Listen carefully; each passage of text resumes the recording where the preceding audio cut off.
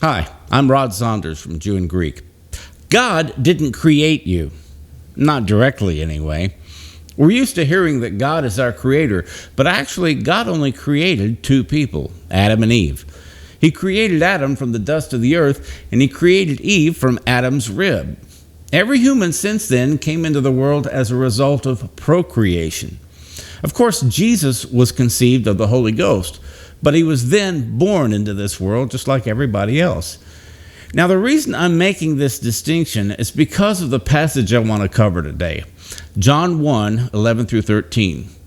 He came to his own, and his own did not receive him. But as many as received him, to them he gave the right to become children of God, to those who believe in his name, who were born not of blood, nor of the will of the flesh, nor of the will of man, but of God.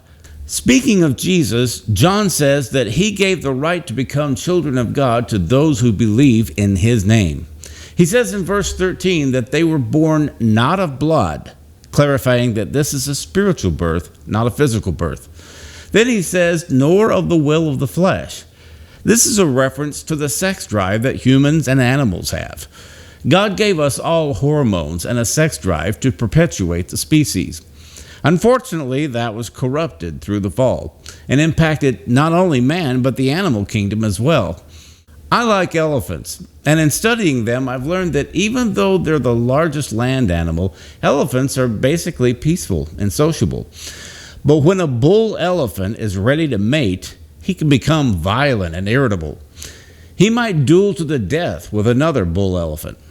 If he wants a female elephant who has a calf, he might kick that calf aside in order to get to its mother.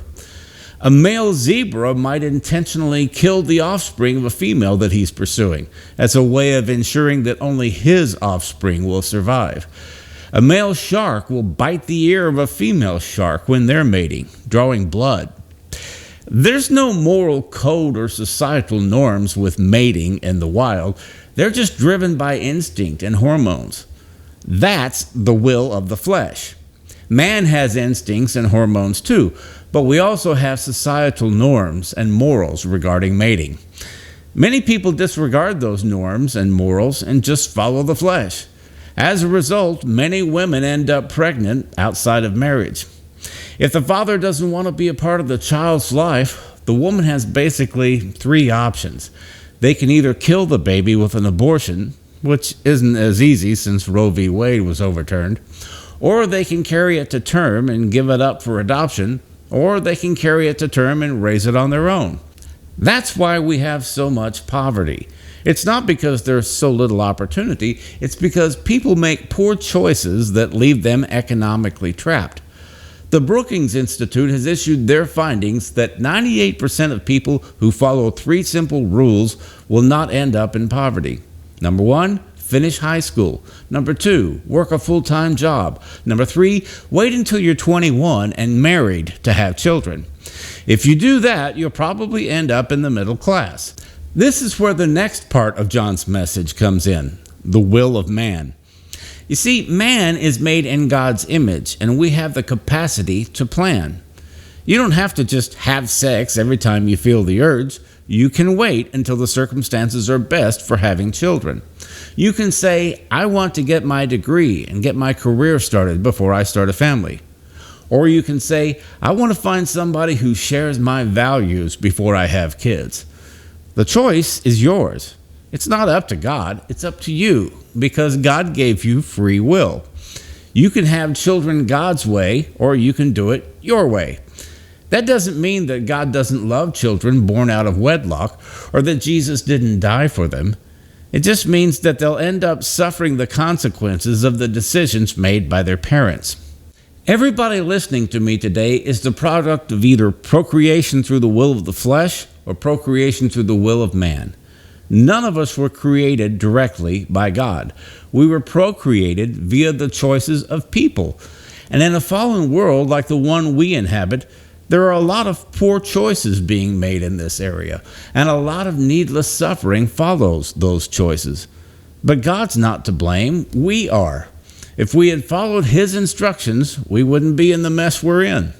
Now let's move on to the next part of the passage, but of God. Now, this is where a lot of people run off the rails. They think that it's saying, nor of the will of the flesh, nor of the will of man, but of the will of God. But the Greek doesn't include the word will here. It's not talking about children of God becoming children by the sovereign will or decree of God. It's talking about them being born of God. And how do they become born of God? Well, it tells you in verse 12, by receiving Jesus and believing in his name. The contrast here is between being born spiritually by faith in Jesus and being born physically as a result of the choices and actions of others. The contrast is not between being a child of God because of the sovereign will of God and being a reprobate due to God sovereignly passing you up for salvation, as some people teach. Many people see Calvinistic predestination in John 1, but I see free will all through the chapter. Free will to receive Jesus and free will in procreation. Now let's discuss the way that some charismatics have discussed the creation of man. Creflo Dollar said that we are little gods because when the Godhead gets together, they produce gods. If horses get together, they produce what? And if dogs get together, they produce what? If cats get together, they produce what?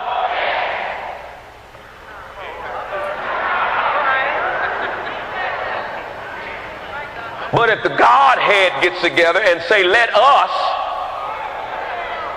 make man, then what are they producing? They're producing gods.